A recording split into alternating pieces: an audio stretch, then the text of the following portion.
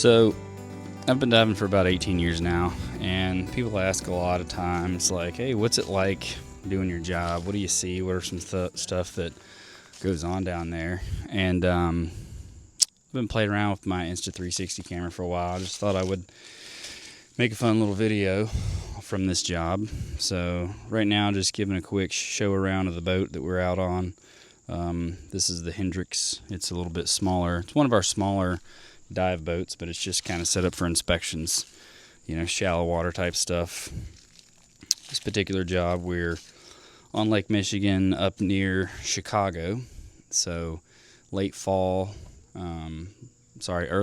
late summer, incredible visibility. So a great time, perfect time to put the Insta360 camera in the water with the housing and just kind of show what it's like. So starting out here, just looking down on me getting dressed out, throwing my bailout on. Obviously, already have my wetsuit and coveralls on at this point.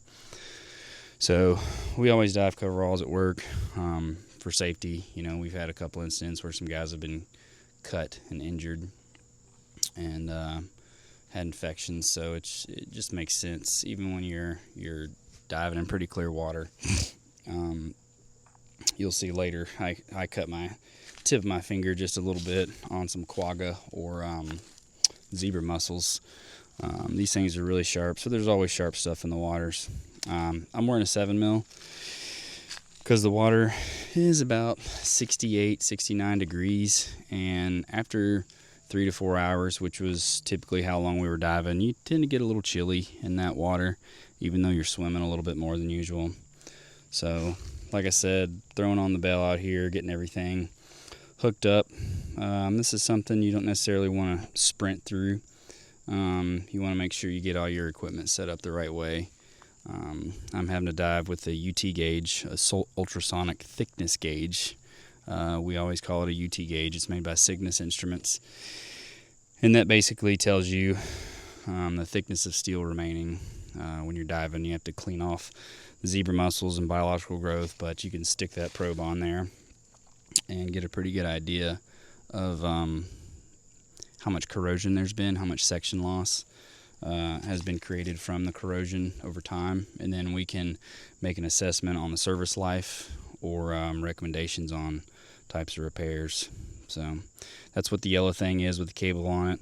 I also have a dive computer on that arm. It's like go-go gadget arm with all that shit on there. So that's kind of annoying. My dive computer is pretty handy when you're bouncing around, just to keep track of things, and really helps for this type of diving. So what we're doing is we're diving on some bulkheads, which are steel sheet piles. These are Z sheets that have outer and inner bellies, and we take ultrasonic thickness readings, UT readings for short, every 50 feet.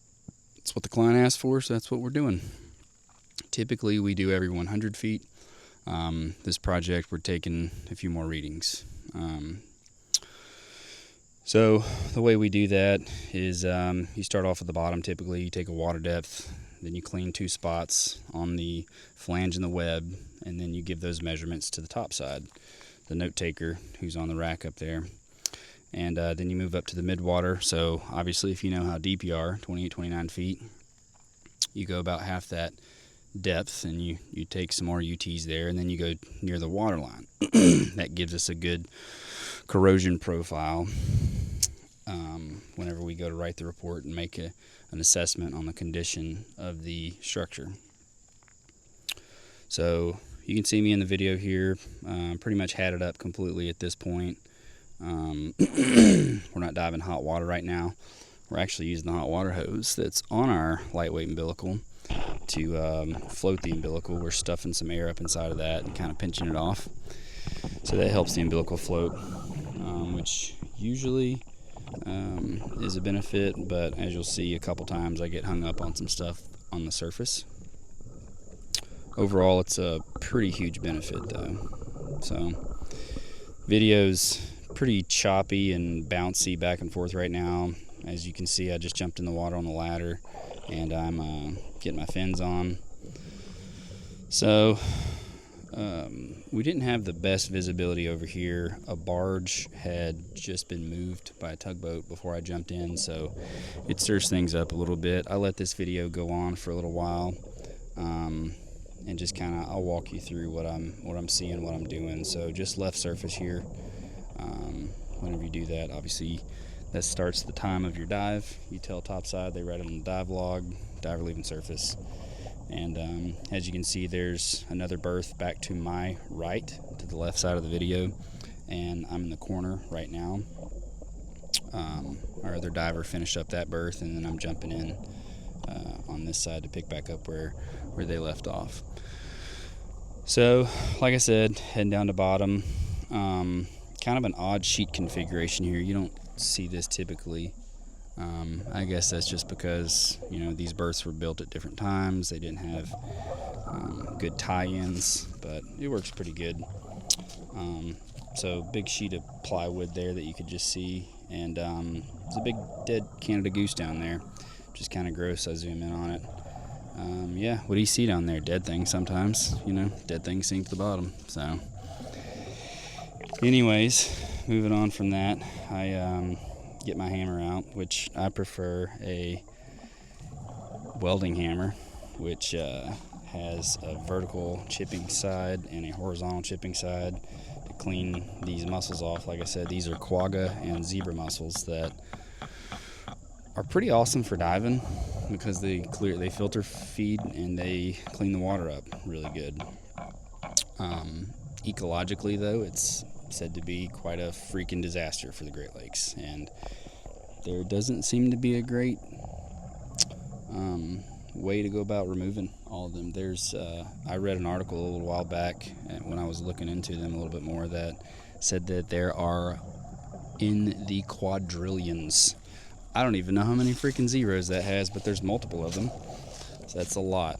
If you think about how big the Great Lakes are, they are full of these mussels that came over from Europe, I believe, in ballast tanks and ships and different things like that, and they have really thrived. So that's what you're seeing on the sheet piles, and it's a pretty big hindrance to us making structural assessments and accessing, doing the inspections on these types of structures, because you have to clean quite a bit to be able to get down to the bare steel. Even taking the UTs takes quite a bit of effort. So like I said, just took a couple UTs down there on bottom, and gonna kind of keep walking through things a little bit. So finish that up. You can see kind of a haze down there in the last 6 to 8 feet. Kind of a thermocline. It wasn't like a true thermocline, I guess. It was a little bit chillier, so probably was technically a thermocline, and a little bit murky, but kind of odd. I think this harbor, they dredge pretty frequently in here, so it's kind of got some stratification to it. But that's kind of what you're seeing when I get down to the bottom. It's also pretty murky right now, just because I cleaned a bunch of stuff. There's a bunch of silt and sediment that builds up on those zebra mussels as well. So I did a pretty terrible job. I thought where I was holding the camera at certain times, you would actually be able to see the readings on the gauge. They're pretty big. They're bright and yellow. I don't think you can see the readings in any of these videos, but oh well. If you squint, yeah, there you go. You can see them. 0.555. So that is in inches. The nominal reading for these sheets is kind of an odd one. 0.6 of an inch. 0.6. I think it was some weird like 0.612 or something like that. But they've lost a little bit of section over time. And most of these were pretty consistent at 0.555, right around half an inch. So still a fair amount of section remaining. One of the reasons I really like this hammer is because when you get in these inner bellies and you're trying to get that web, you can turn it sideways with that vertical face and scratch at it as well. The splash zone or near waterline UT readings are always the most difficult to obtain because that's where your highest interaction with oxygen occurs. Typically, sometimes you can have some odd interfaces with the soil and the channel bottom where it will increase the corrosion rate near the channel bottom.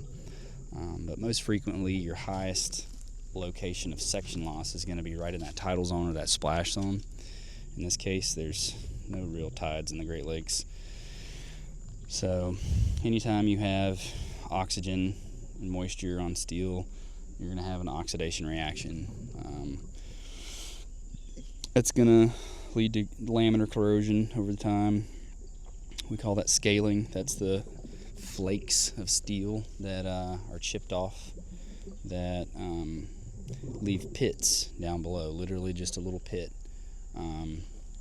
So we typically will make a measurement on the thickness of the scaling and then the depth of the pitting, report that, and then also we do some more analytical assessments where we actually take these ultrasonic thickness readings, and that just further verifies, because we're only able to inspect and assess the exterior of these sheets, right? So there's backfill, ballast on the inside of these sheets. You can't see that from an engineer diver's perspective. So we can only observe what's on the outside. So the UT readings really are just the next level of verification for being able to see exactly how much steel thickness is remaining. I was still figuring out how to hold the camera and take UT readings at the same time at this point. So there's lots of spinning and goofy stuff going on. I apologize for that. But anyways, just finished up the waterline readings there. So I finished all 3 sets of readings, and now I'm going to start swimming about 50 feet towards the next location with UTs. So we had pretty incredible visibility here. You could really see a lot that was going on. Typically we had between 15 and 20 feet.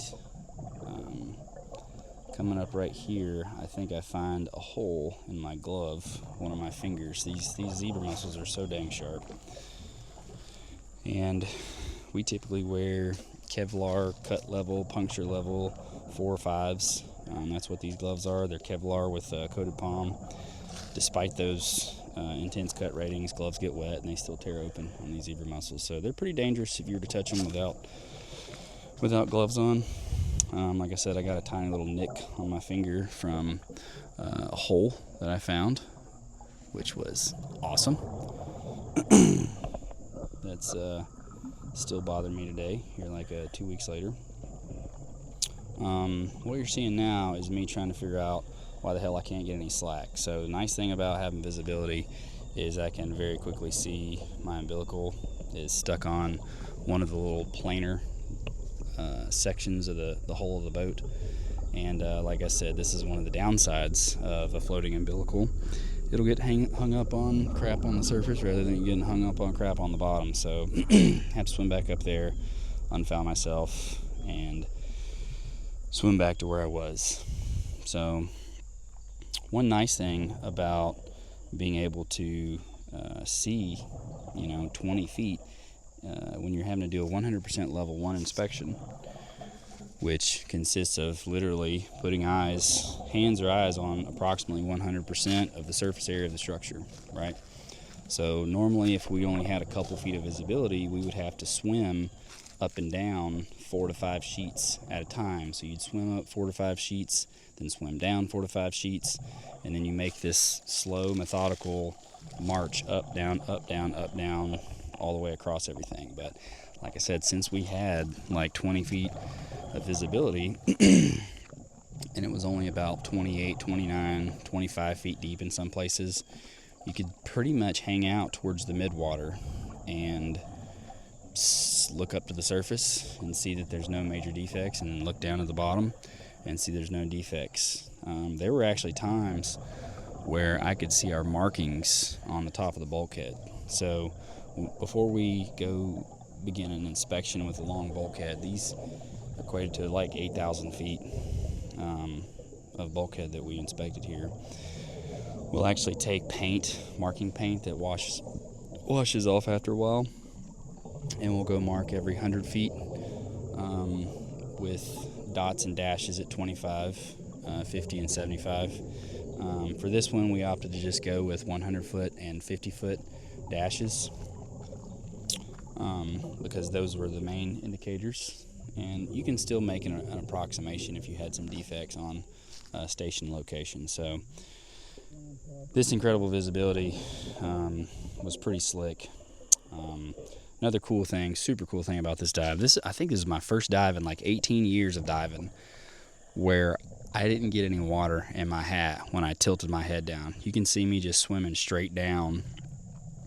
Kind of a fun thing to do whenever you can just dive straight down. But I just put a brand new Kirby Morgan neoprene neck dam on my neck dam, and it was perfectly fitted to my neck size, and the new shark skin texture they have on there was a perfect waterproof seal. Man, I got out, my beard hair wasn't even wet. Typically I'll always have water come in through my chin area or the back of my neck, and I was literally getting zero water coming in. So I was able to do some kind of fun diving where you don't normally want to dive head first down, just because we normally can't see anything. And if you're diving head first, you know, you could dive straight into a piece of steel or timber debris or just get fouled up like an idiot.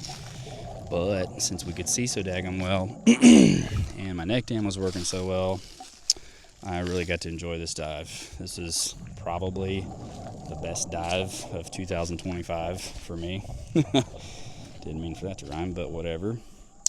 But here you go at the next 50-foot station mark.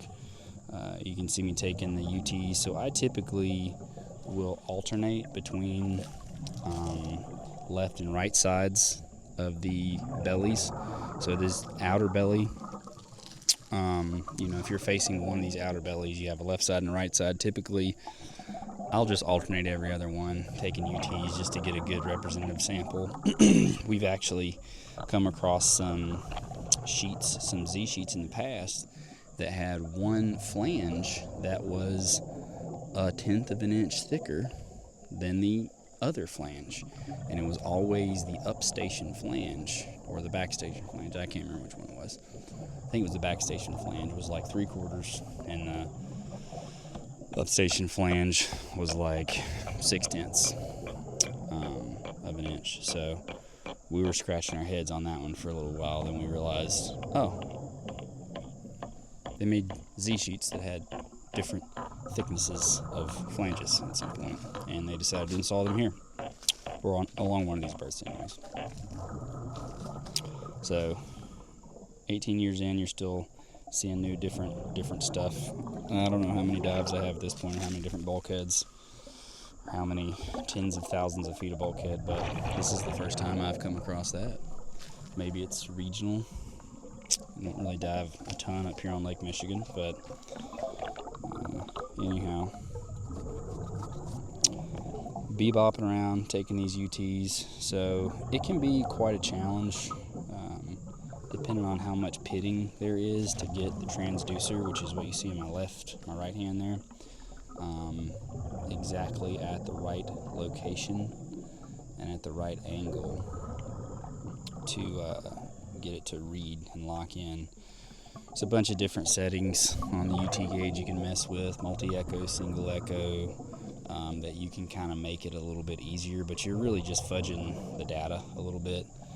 And it's one of those things, like, you're an engineer and a diver, you're kind of making an assessment on what the reading is.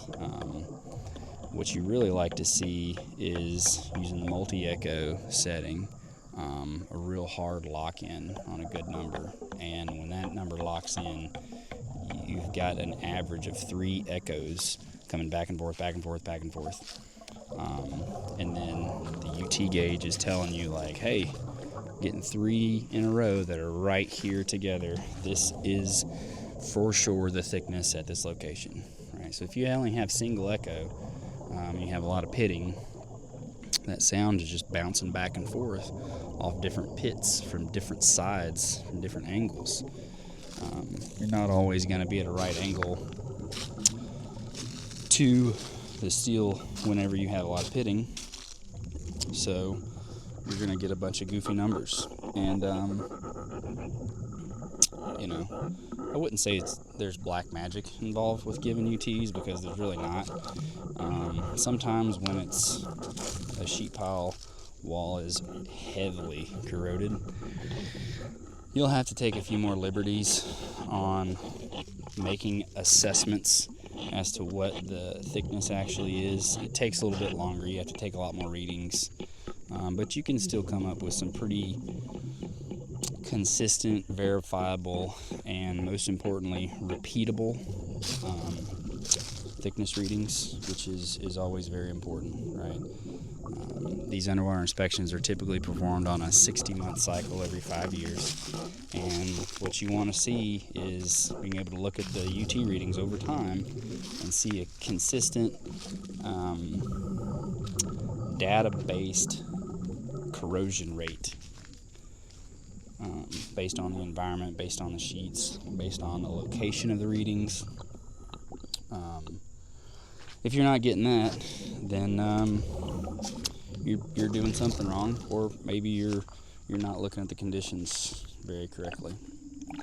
So what just happened there, swipe forward to about I don't know, 2 hours or so into my dive. I got into some really good visibility, and I had handed off the 360 camera back there towards the end of that video, and I was like, hey man, the video is so freaking, or the visibility is so clear here, throw me the camera, I'm gonna take a little bit more video. So yeah, this is just me enjoying the heck out of engineer diving, and the really good visibility. So a little bit about my dive gear here. I have a Kirby Morgan Superlight 77. It's a stainless steel helmet, has the Rex regulator. I've had it for 15 years now, I think. I don't have an accurate count on my dives, so I don't know exactly how many dives it has on it, how many hours. Between 1,500 and 2,000, I would guess at this point. And maybe 1.5 times that in hours, maybe 2 times. I don't know. Have a lot of long dives over the years. So, old trusty. It's got a midnight bronze Cerakote on every single part of it. Actually, mainly the shell and then the handle. The accents are black, matte black, or maybe semi-gloss black. I'm not sure. Maybe Pike at Mod 1 can correct me on that. My buddy who did. There you go. That was where I cut my finger. Stupid freaking mussels. Like I said, I try to be really careful. There's some people that treat gloves like expendable items, and they'll just tear through gloves on a dive like this in one dive. I try to take care of the gloves and make them last a little bit longer, because back in the day you had to go buy your own gloves, and stuff's expensive. So now we have company gloves and stuff like that take pretty good care of us, but I still try to make the gloves last as long as I can. And just, you can't help it sometimes. These sharp mussels, the sharp steel will cut holes in them, and can't do much about it. So one of the interesting things about diving here is you can really see every single feature underwater. You can really see where the sheets start to clean up near the waterline of free up of zebra and quagga mussels, and you just have really good visibility. So anytime you have some discontinuities in the muscle, in the knuckles, the connections, it shows really well. So here you go again. I was messing around and just absolutely enjoying the shit out of this, being able to dive straight down And then there you go. See that cloud layer that I'm just starting to get into? That is that little bit of thermocline on the bottom. The bottom, like 4 to 5 feet, had that, and you could tell the water was 5 to 6 degrees cooler down there. I believe, you know, as the water heated up, it was around 70, 71 on the surface, and then 68, 67, 65, 66 sometimes down there on the bottom. It kind of varied. My dive computer doesn't change the temperature setting on it particularly rapidly. It doesn't update anyways, so I didn't really hang down there long enough to check it. But kind of neat that the thermocline layer shows up in this video as well as it does. But like I said, that's pretty much the gist of it. Just wanted to show a video of what it looks like. You know, by this point, I've probably 2.5 hours or so into my dive. I've probably inspected around 800 to 900 feet of bulkhead. So pretty handy method we have for walking the boat down as the diver is moving. There's lots of fenders and stuff. The tender up on deck was able to just kind of keep up with the diver, so we never really had to have a ton of rig. When I say rig, I'm talking about diving umbilical in the water. So you can see, it's kind of funny. I actually didn't know this, but it looks like my wing, where the inflation hose goes into it, is leaking a little bit, and it's probably been leaking for a long daggum time.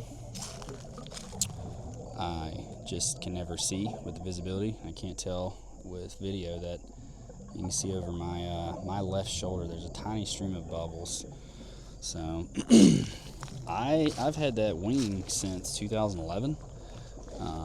When I got it, I was really pissed that I had spent the 5 previous years diving without a wing, and I have almost never made a dive without that thing. I just really like having the buoyancy control.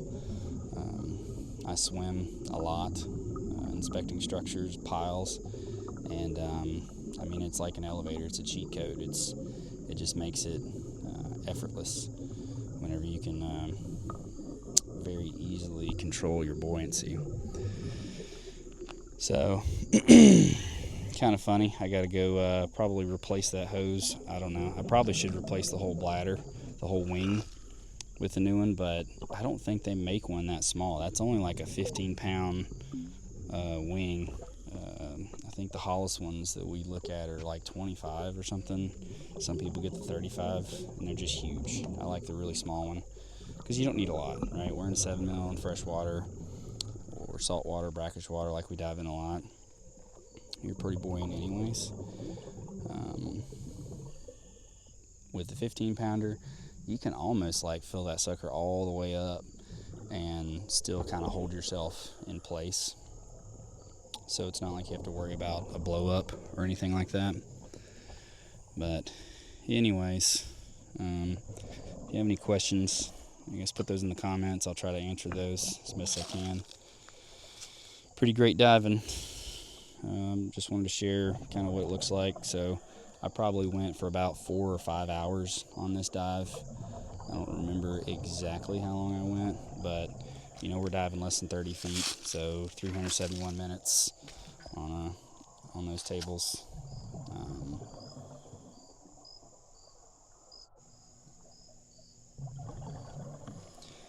So another thing we're concerned about on this dive is looking at some of the riprap configuration that's on the channel bottom. This sheet pile has a certain design where it needs riprap from the standpoint of scour, and to kind of provide some protection on that toe of those sheets. So you can see me here in a little bit going down there and tapping on some riprap. You know, we were able to track it throughout the dive and just kind of keep track of everything. And whenever we would see stuff that was a little bit different, or maybe there was a big section where riprap was missing, we'd note that, or where there was too much riprap, that could be an issue as well. So just a lot of things you got to keep track of. And then obviously, typical notes would include a description of the channel bottom approximately every 50 feet as you're going around. Yeah, I really just can't get over how awesome this dive was. This is a very, very rare treat, being able to just dive head first and being able to see, not have to worry about catching a tree in the face or rebar or anything like that. Very, very atypical for what we usually do. So don't think you're going to have this every day if you want to go be an engineer diver, because it's pretty rare. Typically, the visibility, like if you see down there on the bottom, it's just super murky. Even that would be normally considered good visibility. Like 2 feet, 3 feet, 4 feet, that's pretty decent, Being able to see your arm stretched out in front of your face, or get a couple feet away from the structure and still be able to see it with your light, it's usually pretty good. But being able to see 15 to 20 feet as an inland commercial diver is pretty rare in our central Midwest, Ohio River Valley area. Sure, the guys that dive a lot on Lake Michigan and the other Great Lakes, and out in California, my goodness, they're just spoiled. But not being able to see as much, you got to learn different ways to inspect structures. And personally, I'm a little bit biased maybe, but I think it makes better divers. Not being able to see very well, you got to figure out some pretty complicated stuff blind, underwater, in current sometimes. So none of that is going on in this dive, though. No current. Great visibility, comfortable water for a 7 mil. So yeah, that inflation hose is still leaking back there on my left shoulder, which is hilarious. I never noticed that until now. So yeah, I was wondering, I figured it probably was, because every so often I'd have to, maybe every like 30-45 seconds I'd have to add some more air to it. You'll see me take my right arm and reach over to my left breast and hit the inflation valve to give a little bit of uplift. And I'm like, I think I got a leak. It's been doing that for a while, but being able to see it, it's just confirmation. So have to fix that. Big fan of that harness though, and that setup. That's it's called an Arvess by Northern Diver. They're a British, United Kingdom company. They make some pretty rock solid stuff. So that'll pretty much wrap this up. Like I said, if you have any questions, put them in the comments, and I'll try to answer them as best I can. If you want to see any other different stuff, I can make some more videos showing different other aspects of what we do, although I don't have visibility like this very often, so I'm not going to be able to make as cool of a video like this. I could make a video in bad visibility. It'd just be black and sound like bubbles. Anyways, thanks for making it to the end of the video. Like and subscribe if you want. I don't care. Ask me questions. I'll be glad to talk. Thanks.